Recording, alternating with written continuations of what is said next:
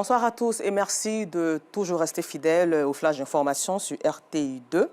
En Côte d'Ivoire, la cérémonie d'inauguration de l'échangeur Aquaba dans la commune de Port-Boué s'est tenue ce mercredi 19 mars 2025.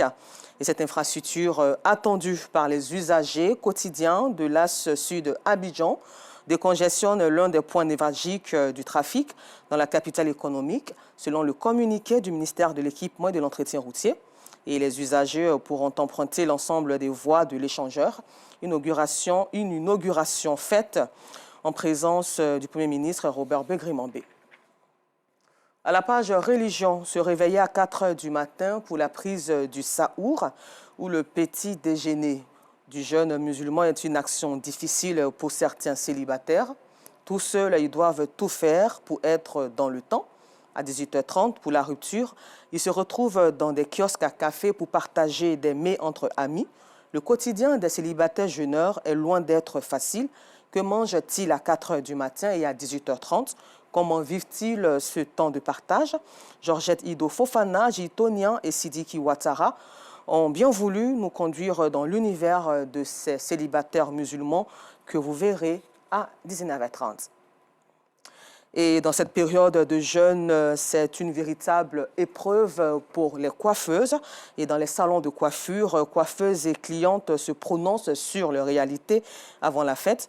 Nos reporters Abdoulaziz Daramé et Jitonian se sont rendus dans des salons de coiffure dans les communes de Makori et Koumassi que vous verrez à 19 h 30. À une dizaine de jours de la fin du Ramadan, c'est un véritable moment de vache maigre que traversent les coiffeuses de la commune de Marcory, quartier sans fil. Cette période-là, vraiment, c'est pas facile. Le marché est vraiment dur. Mais avec la grâce de Dieu, on arrive à s'en sortir un peu. Sinon, le marché est vraiment sec. Souvent, on vient s'asseoir jusqu'à on s'en va comme ça, sans travailler. Souvent aussi, par la grâce de Dieu, on trouve au moins 2 clientes à 3 clients. Cette période difficile pour les coiffeuses est une bouffée d'oxygène pour les clientes. Je suis venue, il n'y a personne, je n'ai pas fait grand quoi. Comme je suis seule là, je peux lui dire, il faut faire ceci, il faut faire cela, et pour que ça soit bon quoi. Elle prend son temps aussi pour pouvoir bien tresser. Comme quoi, le malheur des uns fait le bonheur des autres. Autre salon, même réalité. Ici, point de clientes. Actuellement, nous sommes dans un mois de jeûne, il n'y a pas de clients. Souvent, on peut avoir une cliente par jour, mais à l'heure là, et puis avant, bon, il n'y a pas de cliente, on ne gagne pas de cliente. On ouvre le magasin, le soir aussi, on rentre, il n'y a pas de cliente par rapport à avant.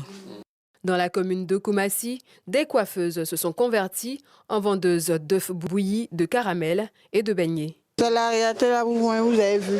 Le salon est vide, donc on est obligé de vendre un peu d'œufs, torfilles, les soupes, les jus, l'eau, pour pouvoir subvenir à nos besoins, pour payer le magasin, tout ça.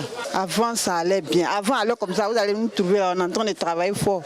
Mais maintenant, là, même quand on vient dormir, jusqu'à vous-même, vous allez constater ma couleur en train de dormir. Plus que quelques jours et ces difficultés seront vite oubliées. Les salons de coiffure pourront renouer avec l'affluence. Et dans un autre registre, Koumoué, Yagrace est une mère de 35 ans. Sans abri, fils depuis près d'1 an, son quotidien est marqué par l'inquiétude et les défis financiers.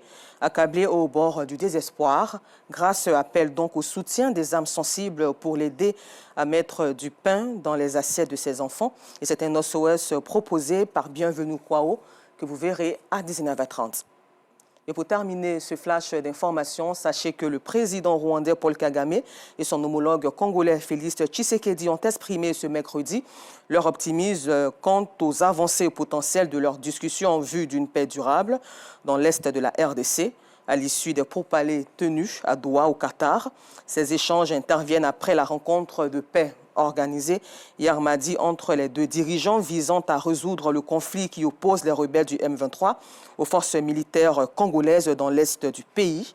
En effet, les discussions ont été facilitées par l'émir du Qatar, Cheikh Tamim Ben Hamad Al Thani. Rendez-vous à 19 h 30 pour le temps d'information complet.